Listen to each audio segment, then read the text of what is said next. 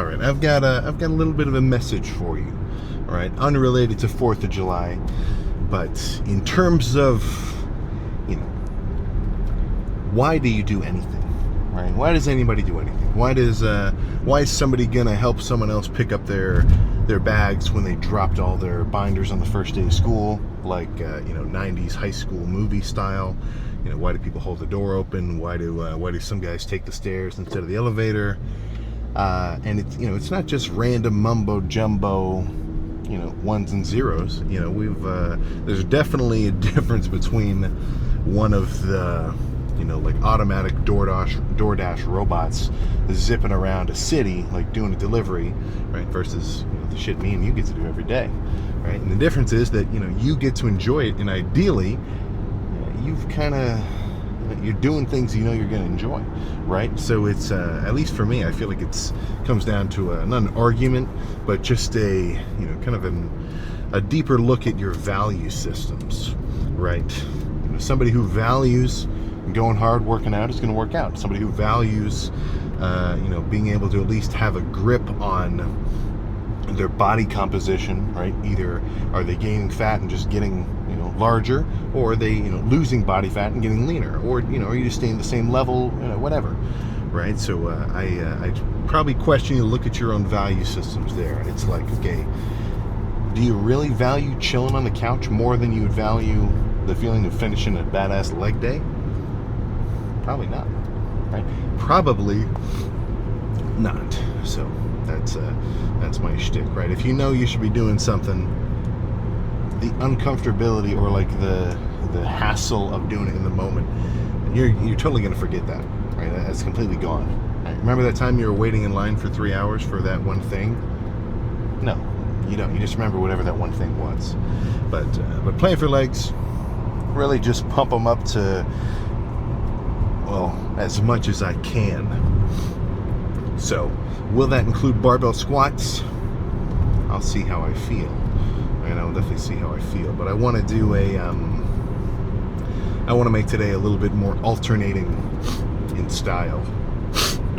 So I'm talking a little bit of hamstrings, a little bit of quads, back and forth, back and forth, back and forth, until quads are completely wrecked. And by not quads, I mean legs are completely wrecked, right? So if I do end up squatting, I definitely want to squat first, earlier in the quad portion, just so I'm still kind of like fresh and strong. But if I think my lower back is a little too fatigued, or my knees are tender, or whatever, then I'll chill out. I squatted pretty heavy the last few leg days.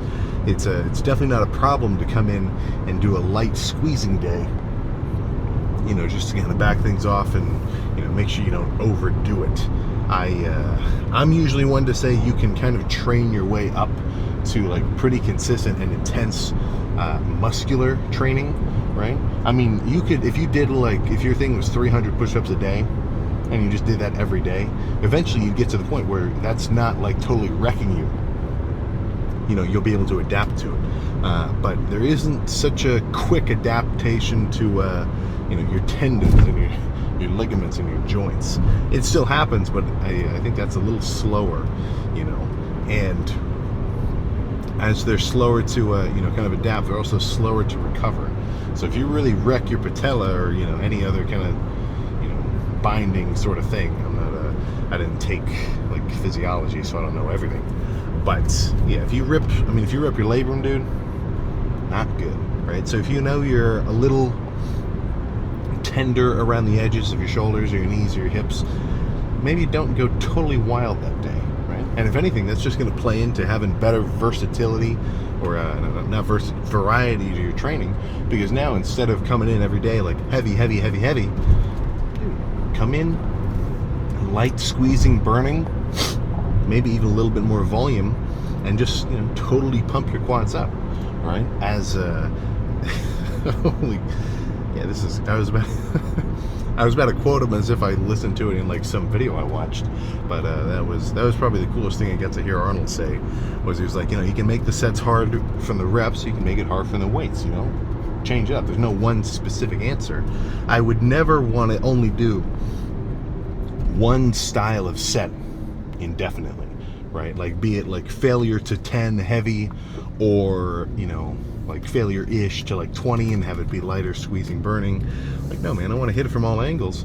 And then that's kind of my best bet in ensuring that the training I'm doing is at least stimulating something, you know? Because the basic understanding of, like, you know, muscle building, you know, getting in shape, whatever, I mean, the human body and really any organic life, it's pretty versatile, you know? You can hit yourself around pretty hard and you'll still be all right. You know, it's actually kind of hard to overdo it. As much as we talk about, oh, you're overtraining, like, no. Overtraining is when you're like a David Goggins doing that 100-mile around the track and then he's pissing blood because he sent himself into severe rhabdo. That's overdoing it, right? But if you're eating a good amount of food and you're getting a good amount of rest, dude, you can go, I mean, for the most part, at least as far as I'm concerned, as hard as you can. The limit's almost unfeasible in a lift. Like, I'm not saying come in and do chest for like 6 hours straight, obviously, but I'm definitely not saying that if you do like a 20 rep or like an 8 or 10 set chest day and you really bring it, that you're not gonna be able to come back stronger the next time. That's kind of the whole point, right? You go as hard as you can, recover, and then now you're capable of going one step harder, right? That's kind of the whole point. Sort of destruction and reconstruction in perpetuity, ideally upward. So after a while, you'll be a different dude, right? And not only different because you'll be bigger, but you'll just be different as a guy because you were able to stick with something for so long, right? I mean, this is something I've sort of experienced a few times. It kind of sucks because sometimes, you know, I went to gyms when I was like 16 or 17 on like a family trip, just kind of around the States, and I really liked them. So a few of them closed down during COVID, so I didn't get to go back, which I really wish I could have. There's this one powerhouse gym in, oh man, what's that one like island off of North Carolina?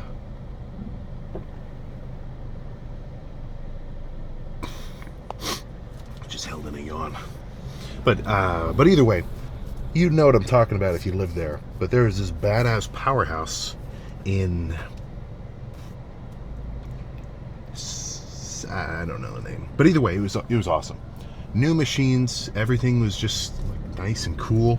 I felt really bad for a minute because there's this bigger dude in there, and he had like an energy drink sitting on the back of his bench, and I'm walking an easy bar and I accidentally knock it over, and I was like, oh no.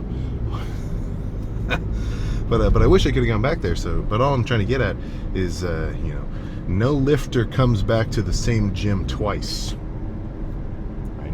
Because he's not the same lifter, nor is it the same gym. You know what I'm saying? So the idea is, if you're making progress consistently, things are just going to change. You're kind of getting at different perspectives. You might get comfortable. You might kind of end up reaching a point where you kind of have to re-motivate yourself and get back in the zone. But that's the fun part, right? If everything stayed the same all the freaking time, there'd be no point. It'd get freaking boring. But either way, I think no more talking now. I'm just getting into a freaking psychological ramble. Let's turn the complex thinking system off and turn the more simple, just baseline exertion system on when we go hit legs. So let's just hope nobody else had the same idea, and that it's not too packed and I can still get on some of the leg equipment. But let's get in there. Okay, so I've hung around the leg extension, the leg curl, back and forth, some calves, a little adductor. So I want to start with squats. And now, I mean, I've really warmed my quads up. I mean, I was bouncing around there for a while. Not exactly working sets, but sets that were getting my quads exposed to weight and tension and getting some blood flow in the area, to the point where, you know, 1 plate up to 4, seamless. Like, honestly, getting back into squatting this off season took a little while because I didn't squat for like 6 months, and my lower back was not exposed to that much load. Even though my quads were strong, my loading system was a little off. But I'm getting to the point now where I can actually hit these squats at least just about to the level where my quads give out first, and my lower back and my whole just sort of, chain of stability is strong and doesn't give out before the set's over. So I'm going to take a second and do one feeler rep with 5, because I might want to go heavier, because I don't want this to be an endurance test. But if 5 feels heavy, I'm totally fine staying here, right? 5 is cool enough, 5 and change, it's whatever. But give me a second to sit down, and then we can hit our last feeler before the lift really starts. All right, let's see how 5 feels.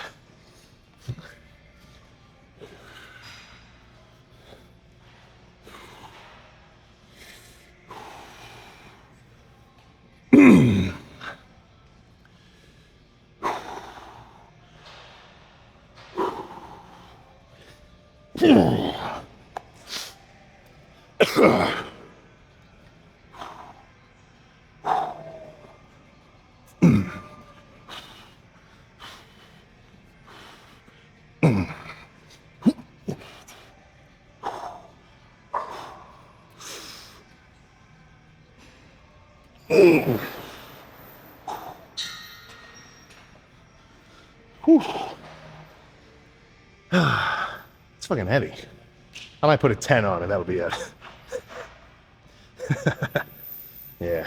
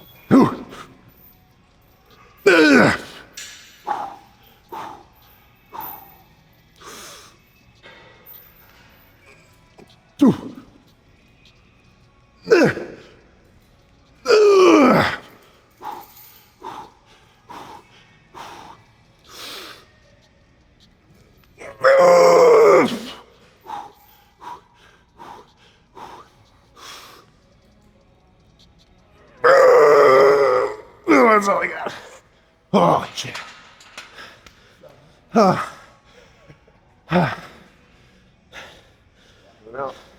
I should have done one more. Yeah, I think you had. Yeah, I would have. I was going to say, one more in. Okay. Well, that was all right.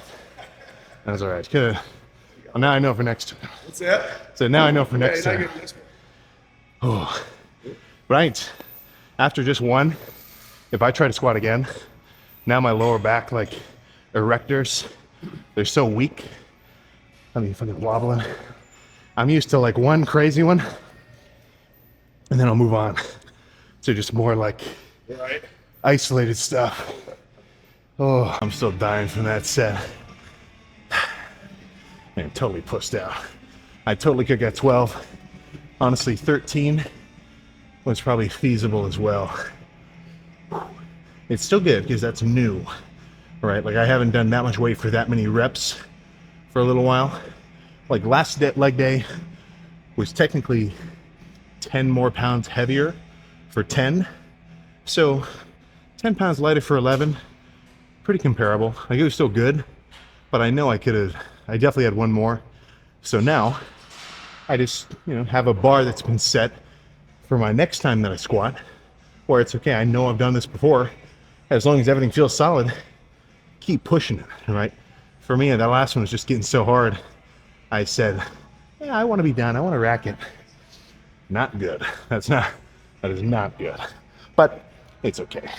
So heavy start. Let's move on to, actually shit, let's just keep up the same momentum. Let's do a heavy, nasty set of leg extensions here. Let me make sure it feels good. But I'm thinking 2 leg extensions, and then I'll do like 3 leg curls, and then I'll just repeat. another leg press of some sort, then leg extensions, then curls. Repeat a few more times. But let me see if this is a good weight.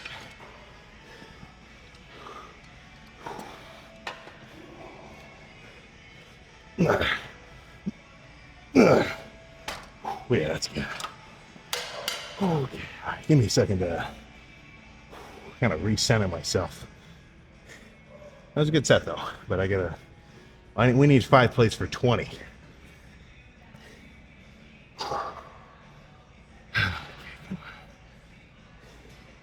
SoundCloud's kind of boning me right now.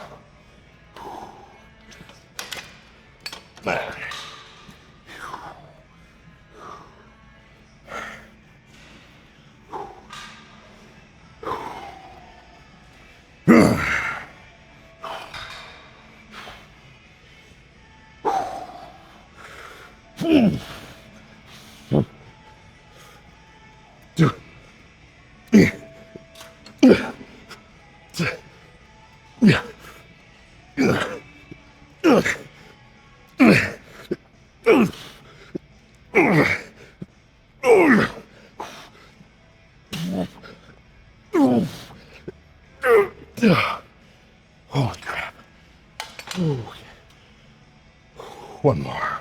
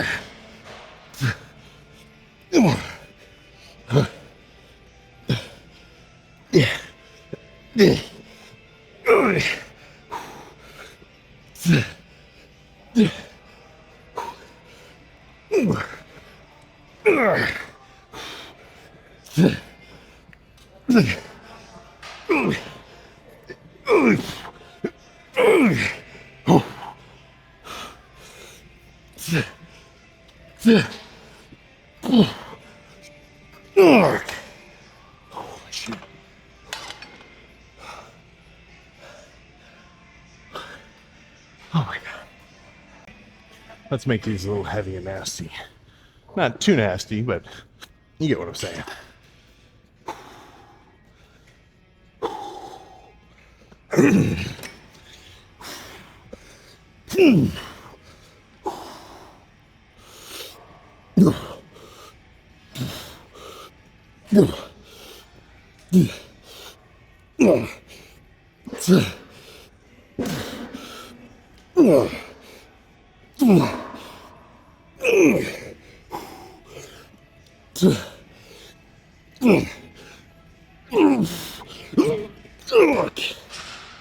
Oh my god. Oh, 2 more of those. Holy shit.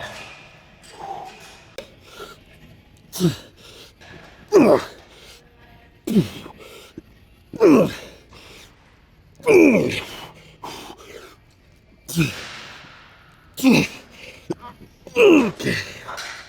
Oh, I gotta go a little lighter for this next one. It's too much. Well, that's a good one though. Oh shit. Okay. This one will be squeezing and torturous. In a good way.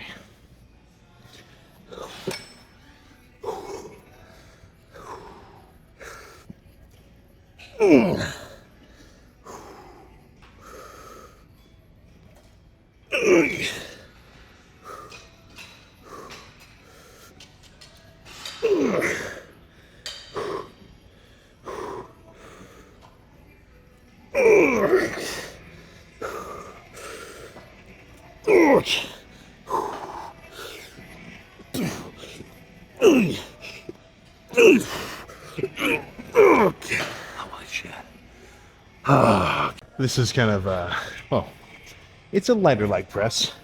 It's nothing like 10 plates on a stack.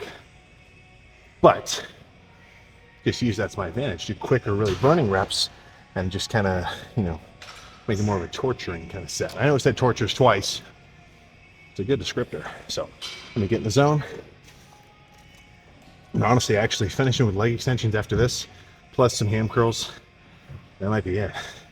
I mean, shit, man, a good, crazy, heavy press with some lighter squeezing extensions and like, lighter kind of more volume leg press like this.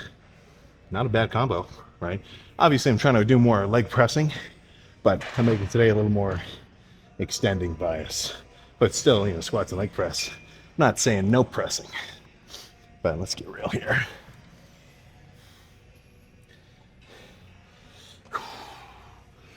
All right.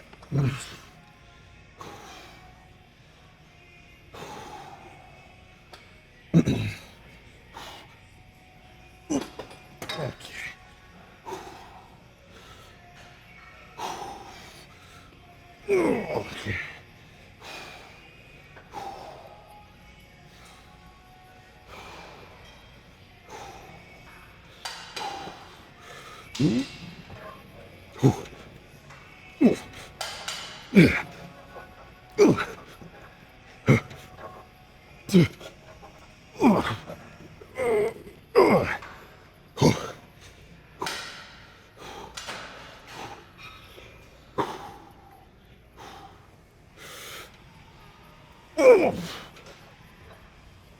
Okay.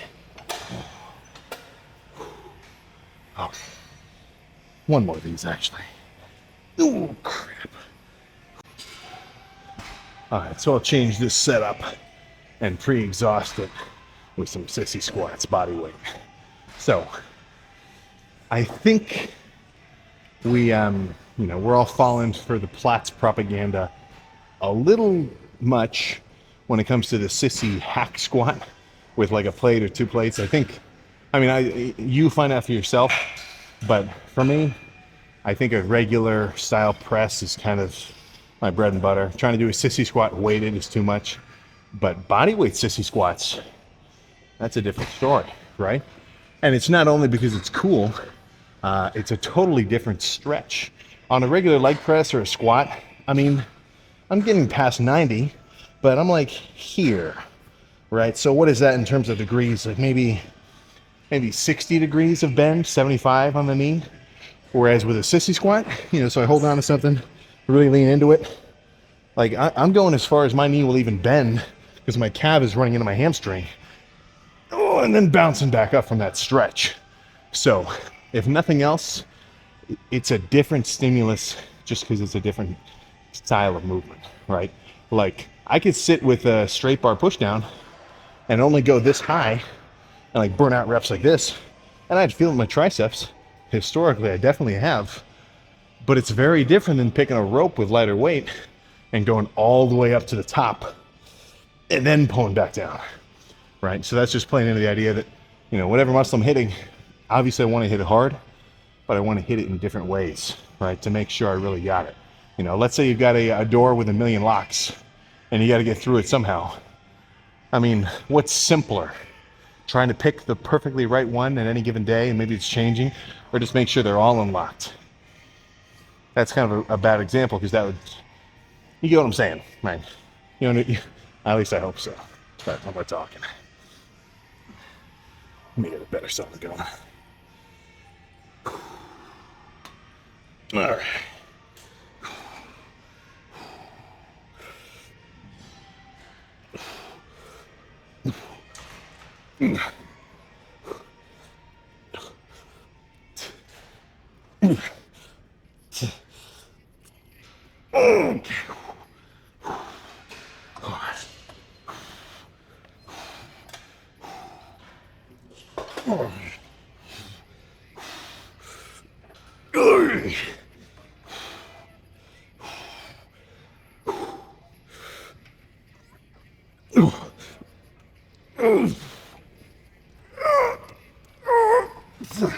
Holy crap. Okay. Let's do 2 more leg curls and finish with extensions.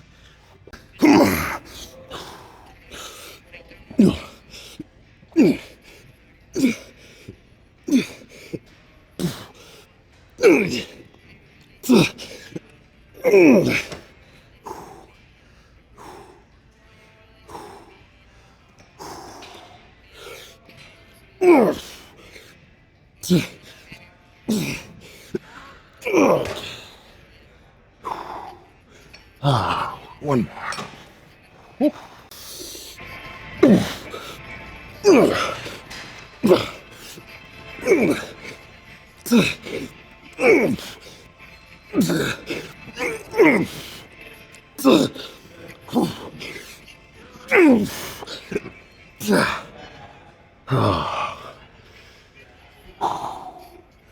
Oh my God. Okay, let's finish with some leg extensions.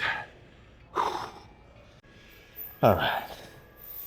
So, I can't even add up the volume that today was. But good squats, good leg extensions, good curls, good few light burning kind of leg presses. Hey man, that's a good leg day in my book. But I think I've got to change my approach, because as much as I like that kind of double lift at once, I think it's kind of cutting into my ability to really pump up my quads. So what I'm saying is, like, you know, the fact that I take a few minutes between quad movements to finish some curls, I think it's kind of tearing down some of the quad momentum. So I think going forward, hams are going to be their own thing. But I really want to bias my quad growth.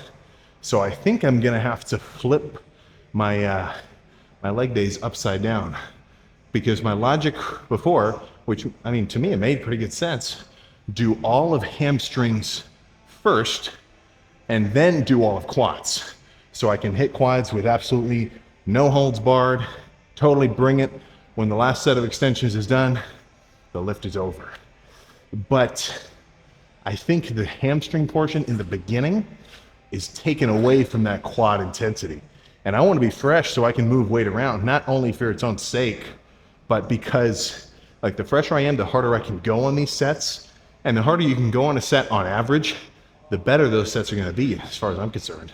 So if I can really bring it on 6, 10%, 20% harder than normal, if I do hamstrings first, I think that might be worth it. And then it'll just make hamstrings its own thing to be done after quads, which I think is probably cool, because relative to quads, hamstrings, I would call the accessory muscle, right? Your leg's nothing without your quad. You could live without a hamstring, and, you know, visually, it would look a little crazy from the back, but from the front, you have no freaking idea, right? The quad is the star of the show. So I think I should give it the respect it deserves and hit quads first, and then smack hamstrings around afterward. Because I like lighter squeezing sets for hamstrings anyway, with more stretch. So I think I think for this continual off season, I'm going to swap them and really just annihilate quads first. And then, you know, don't even think about hamstrings until it's time to hit them afterward. But I mean, yeah, shit. I've been a diehard fan of the way I've been doing it for a while.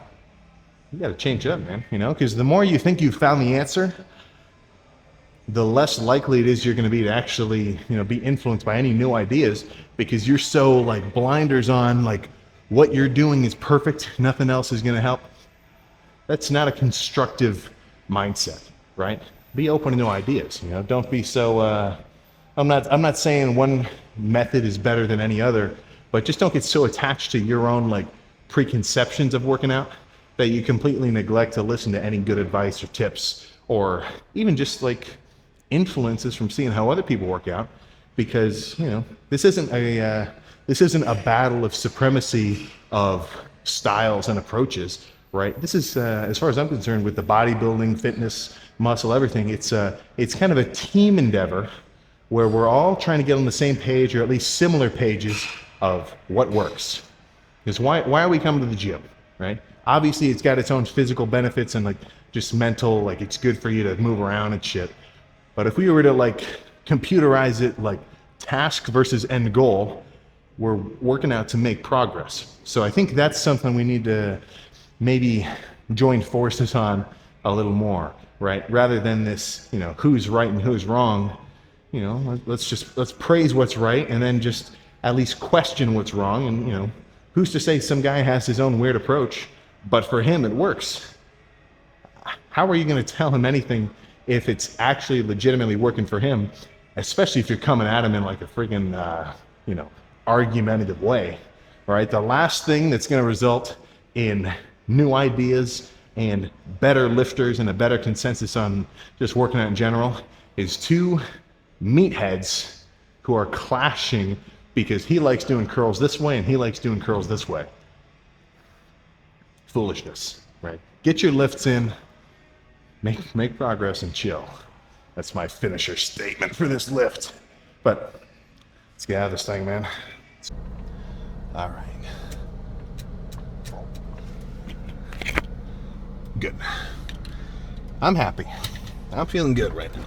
There's a certain relief that I'd say the regular character will basically never experience. And that relief is sitting in your car after you had a really good leg workout, you lifted a crazy amount of weight for decent ass reps, and there must be some kind of just sort of feeling when it comes to burning that much glycogen in one sort of session, because I think that leg day was definitely burned more calories than my normal 30 minutes of cardio does.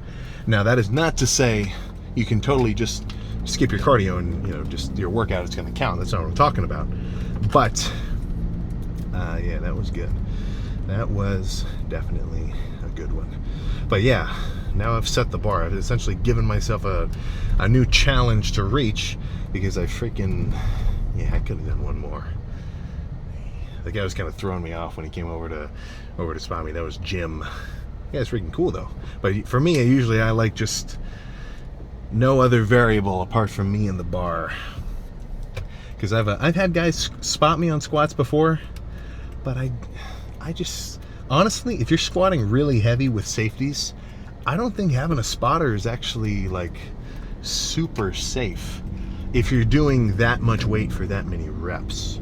And let me explain. Because I feel like if you're throwing around, upwards of 3.5, 4 plates a set to just about failure, if not like just right there, then at that last rep, you're already pretty wobbly, right? So I think there's definitely some benefits to maybe spotted assisted reps on like a Smith squat.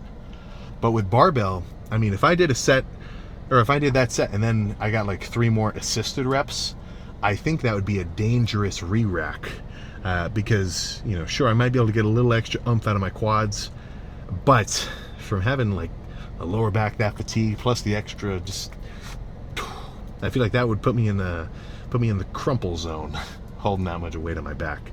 So I think that's a set that kind of lends itself a little more towards just failure of your own capacity. And then things like a leg press or, a leg extension, things like that. That lends itself a little more to having some assisted, like beyond failure reps, having someone else help you. Because, if you really end up kind of dropping the weight on yourself in the sense that you just can't hold the negative, at least there's not a, potential for squishing or, just any kind of danger, because it's just a machine on a machine's path. You know what I'm saying? But that's just me. That's either way, spotter, no spotter, you guys have got to squat with the safeties. I just don't understand the appeal of safetyless squats, even with a spotter. I think out of all the lifts that I do, the barbell squat is probably the most dangerous in the sense that it has the highest capacity for damage in case something went wrong. Like I had a knee thing or I pulled something, just whatever, because at least adding the safeties on top of it, even if I dropped it at full speed, the safeties are still going to catch the bar, and then, I'll just kind of be, probably pretty freaking scared, but I'm not going to get, crumpled, right? So that's, man, I've seen videos where guys have to dump the bar forward, or you're stuck in the hole and then you like launch yourself out by throwing the bar back. Not a situation I ever want to be in, right? I think the whole point of really leaning into the bodybuilding style training of, strength, size, everything, is kind of an understanding that you are putting yourself in a position where you are exposing basically 95% of your lifts to like heavy and controlled loads. There's nothing about a bodybuilding style set that needs to be like extremely explosive with like a rapid movement. Not exactly, you know. Now, is that that's definitely a negative when it comes to overall athleticism. That's not the point. You know what I'm saying? So I do not want to have to like, you know, launch myself forward. I definitely don't ever want to, you know, be doing incline and have to throw the plate over my knees or even dump it to the side. It would be pretty freaky because that's scary too. So if I've got any 2 tips for you, if you're going to start, you know, really bringing it with your squats, it's for 1, use safeties, and for 2, always use clips. Because if you're squatting, I mean, I guess if you want to like get stuck in the hole and then dump it to the side and flip it, I still think that's pretty freaky. I wouldn't recommend it. But if you're squatting and you're doing a real set and then the weight starts sliding sideways and the safeties are right there, dude, that weight is going to pull you over. You know, this isn't a Smith machine where you're locked in place. And yeah, that's a recipe for disaster. You know what I'm saying? As cool and freaking, you know, I don't want to say invincible, but just like tough as you know, I might feel when I'm, you know, repping over 500 pounds on squats. There's only one situation, or there's only one result when you put hundreds of pounds of steel and then my hands or my fingers in between the safety and the bar. It's only going to end one way, and I definitely do not want that to happen. So that's yeah, I know I might sound a little safety guy-ish there, but that's something I've only started to value more and more over time as I've gotten, well, not only better but also more serious about working out. I mean, it's not like I've never been serious before, but you kind of get a certain understanding of like the necessity of longevity the longer you get into this and the more you have random tweaks and things, because then you learn your lesson and say, okay, I better not pull my hamstring again because it threw off my quad training for months, you know, things like that. So as much as my priority is kill it like a beast, it's also do not hurt myself, because then I'm really screwed and I'm a total fool, you know. So if you ever have a voice that's telling you, oh, you know, you said you wanted to add a 25 and do, you know, 545 on that set of squats. I was kind of pondering it a little bit, but to my, you know, my better judgment told me, just do a 10, don't go too heavy, right, ease into it. You know, a set that you can do 10 reps or more of, I think is within reason in terms of heft, right? If you get to a point where you're going so heavy, you can only get 5 or 6, and you're like a more bodybuilder style guy. Obviously, if you're a power lifter, it's a little different because you're used to that kind of load. But if you're only used to 10 rep sets and you load up a weight you can only get 6 with, I think you're asking for a little bit of trouble. I'm not saying it's guaranteed gonna, you know, rip your pecs off or anything, but I wouldn't do it. You know, I think that honestly 10 reps is probably the safest number in terms of, you know, heft. Or if you can get just about 10 or fail at 10, the likelihood of, you know, injury is probably within a safe threshold. You know, I mean, some guys rip their biceps off coming up the steps sometimes, right? It just freaking happens. But you definitely don't want to put yourself in a position where you're more likely than, you know, normal, right? If you don't want to get hurt ever, you know, don't come to the gym, right? Shit'll happen.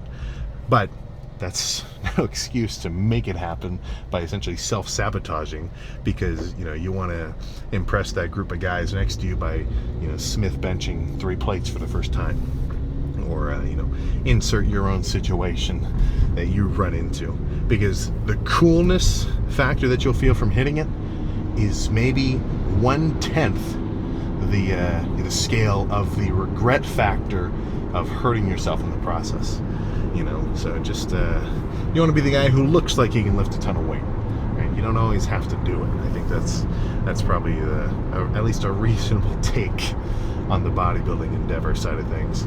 But now, just get to go home, eat some food, actually eat a lot of freaking food, and get ready for chest tomorrow, which I want to be as inflating as freaking possible.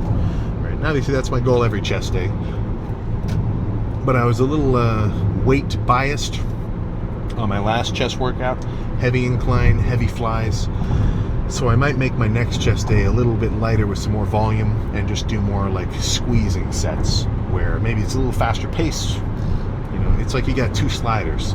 If you want to do really crazy intense sets with a lot of weight, like, you know, you're doing a heavy set of incline, you're going to have to, you know, if that intensity increases, your time between sets is going to have to increase as well. Whereas if you at least use like lighter loads, you're getting more of a burn on every set, then you're going to be able to, you know, recover from that a little quicker and be able to do a few more sets with a little more volume. That's kind of the back and forth. I don't think there's one perfect way to do it. Just do it a couple different ways, right? That's my main point. That's all I'm trying to say there. Because if you can leave the gym, you brought it, you're pumped, and you're ready to eat a serious ass meal, hey man, I'm jealous, right? That is all you want to do. And you know, just try not to get lost in any different styles of like, oh, well, you got to do this set of incline at this angle. No, it's deep, but it's not that deep, right? Go nuts, see what works. I feel like I've been saying this a million times. I'm going to say it a million more because that's kind of the point, right?